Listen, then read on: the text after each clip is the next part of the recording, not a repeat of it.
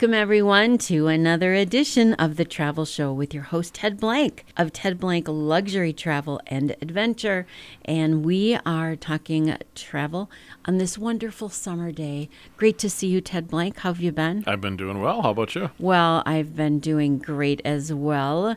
I can't believe that the summer, we're kind of halfway done, aren't we? I know, We're and close. I always feel like a Debbie Downer because when we're right in the middle of summer and enjoying summer, I'm like, oh, let's talk about winter and winter vacation. Oh, boy. Is that what you're going to do today? Yeah, I thought we could talk over the next couple of weeks about snow and ice and all those things that make winter in Minnesota unpleasant and give people some ideas on how to get away. Okay, that part I like, the getting away business. Yeah. But it is hard to think that far ahead It when is. you're outside enjoying the time on the water or going to the pool or going to the beach, and all of a sudden we're talking about winter. But it's a great time to be planning those winter trips to kind of get a little bit ahead of the curve. Well, you've always said that we should be planning ahead, and I have to admit that one of my favorite parts about travel is the anticipation of Absolutely. the planning of it.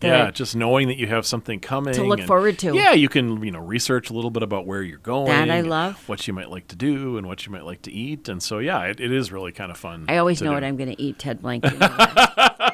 Oh, yes, we will talk about the nachos. Excellent. The nachos as well, so yeah.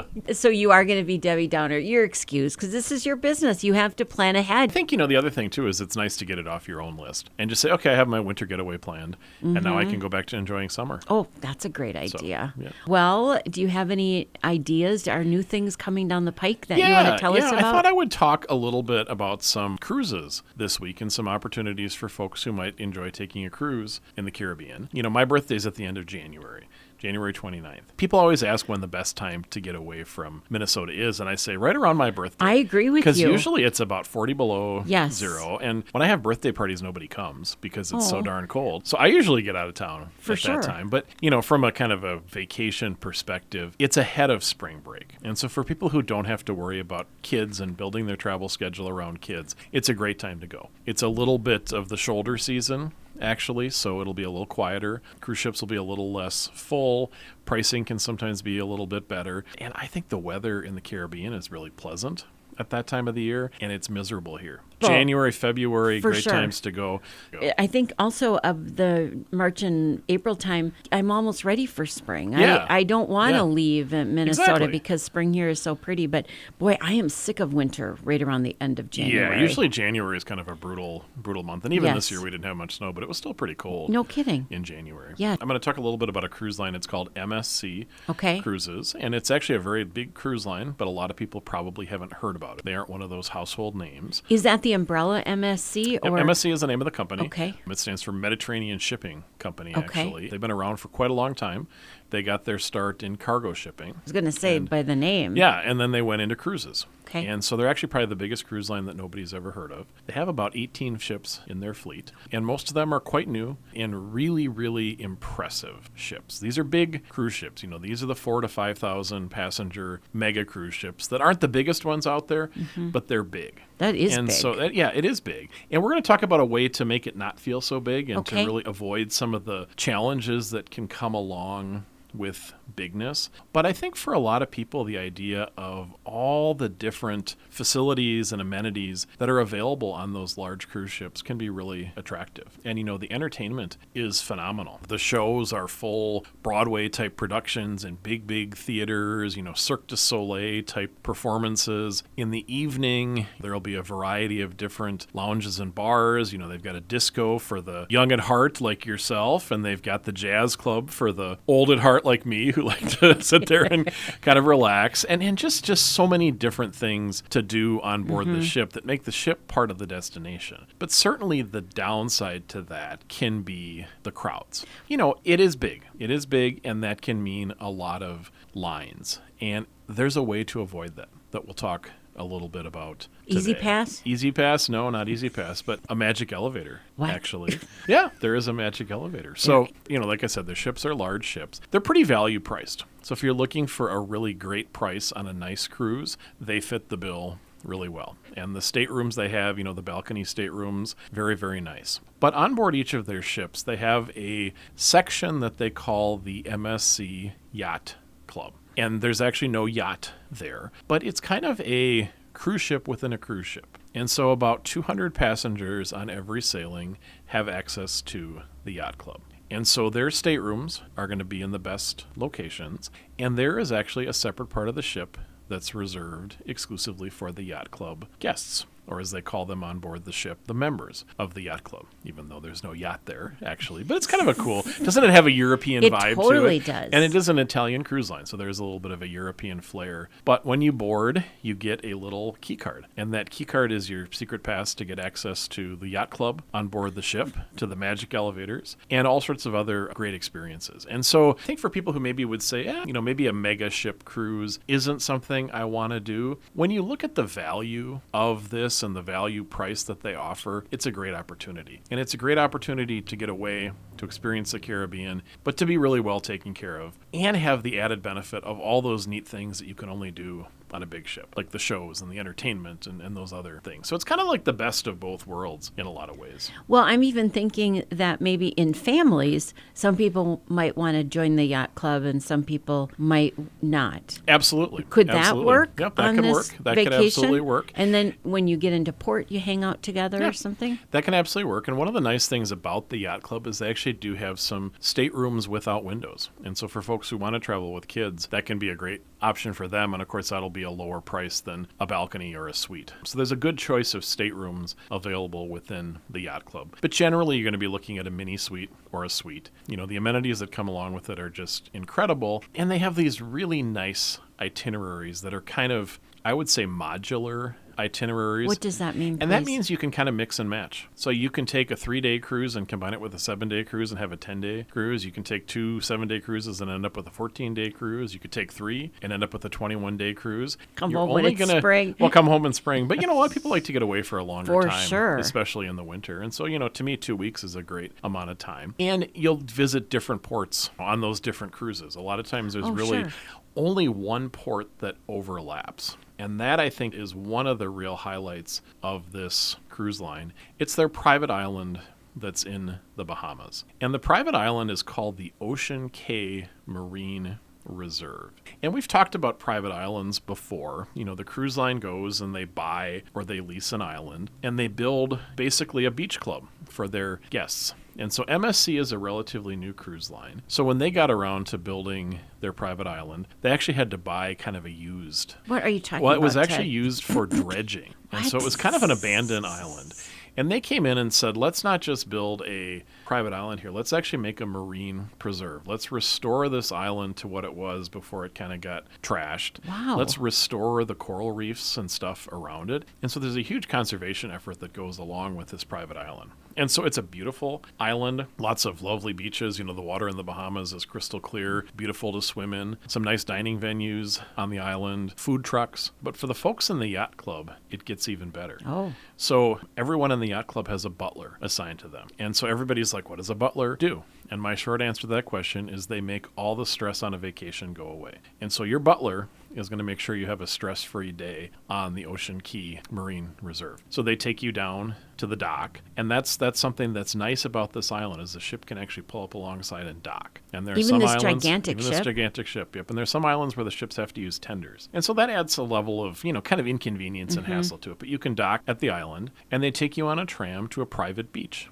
that's dedicated just to the yacht club guests or the yacht club members. And so they have more comfortable chairs there for you. It's a private beach, so it won't be crowded. Sure. And, there's nice dining elsewhere on the island, but in Ocean Cay, the dining area for the yacht club guests is actually really an upscale restaurant. And so they have fantastic cuisine. The mango cheesecake is to die for in the island. And you can really have a really nice, almost a gourmet meal on this little private island in this private restaurant overlooking a beautiful secluded bay. I mean, it's just kind of one of those things that sort of dreams are made of. And so if you go on one of these back-to-back cruises that combines 2 cruises together, you might get to go to Ocean Cay twice, which I think is kind of a cool thing. But they explore the rest of the Caribbean to Mexico, Honduras, Dominican Republic, San Juan, St. Thomas, all the ports that folks would enjoy different activities in. You get to go there as well. But you're doing it as kind of a VIP guest on board a really large cruise ship. So are you segregated from everyone else You on can this? go everywhere you want to go on the ship, Okay. but nobody can come to you. Wow. Yep, so that little key card keeps everybody out.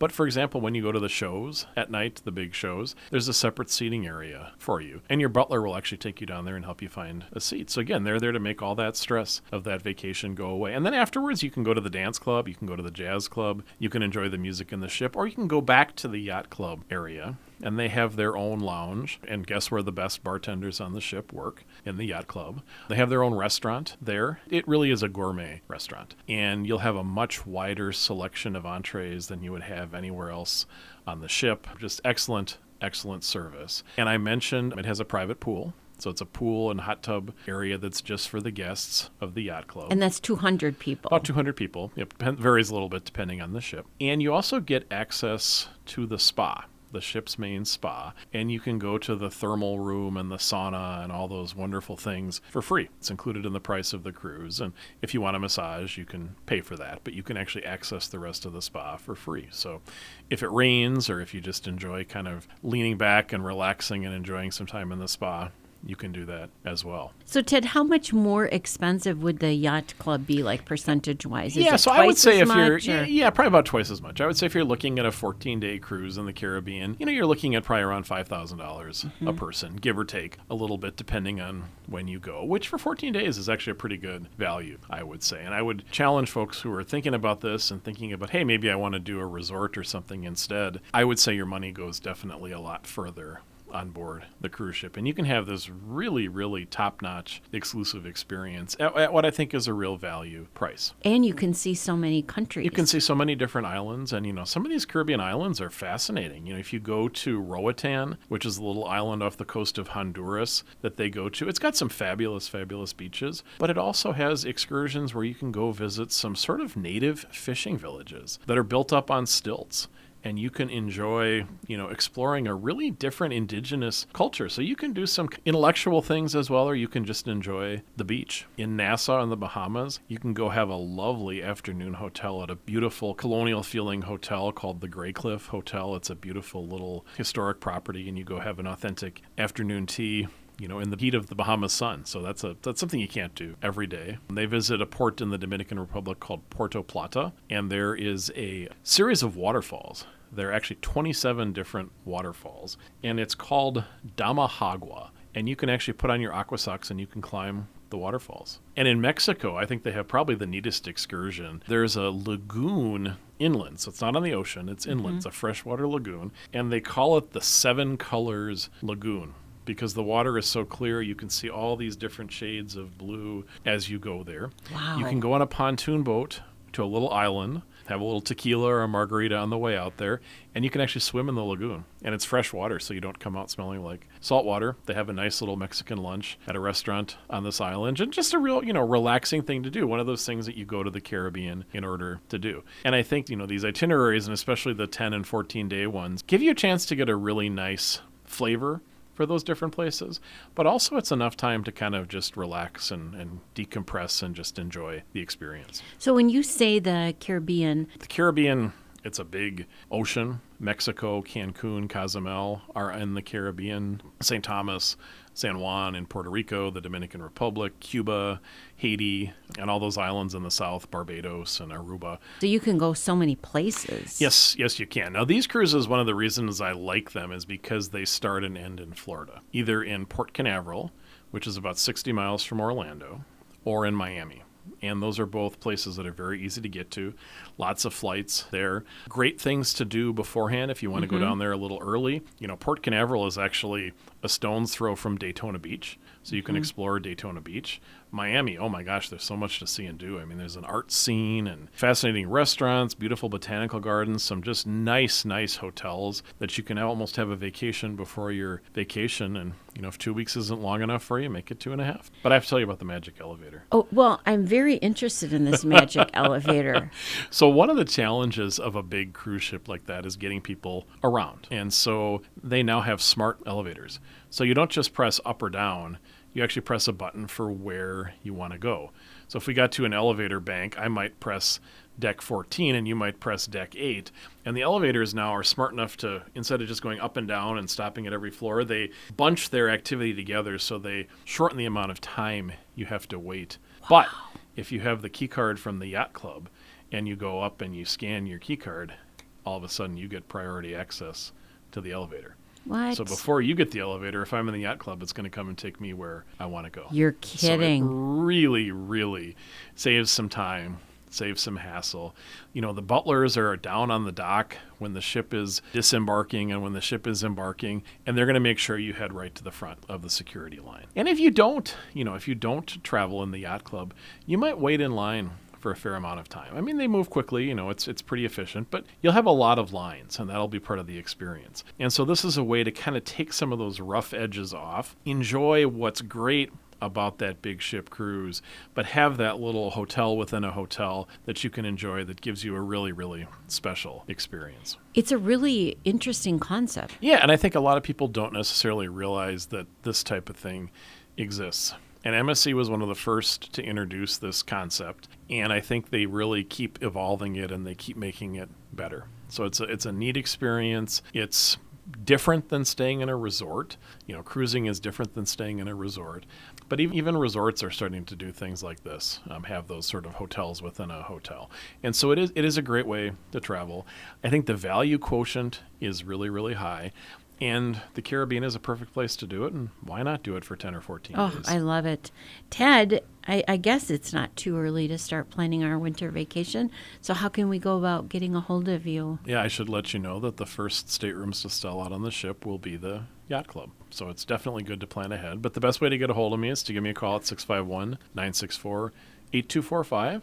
You can visit my website at tedblanktravel.com and send us a message and request an appointment through that, or you can follow us on Facebook as well. Great to see you. Thank you so much. Sounds fun. And we hope people look into this and learn more about the magic elevator. And you are listening to another edition of The Travel Show with your host, Ted Blank of Ted Blank Luxury Travel and Adventure. This travel show has been brought to you by Ted Blank Luxury Travel and Adventures.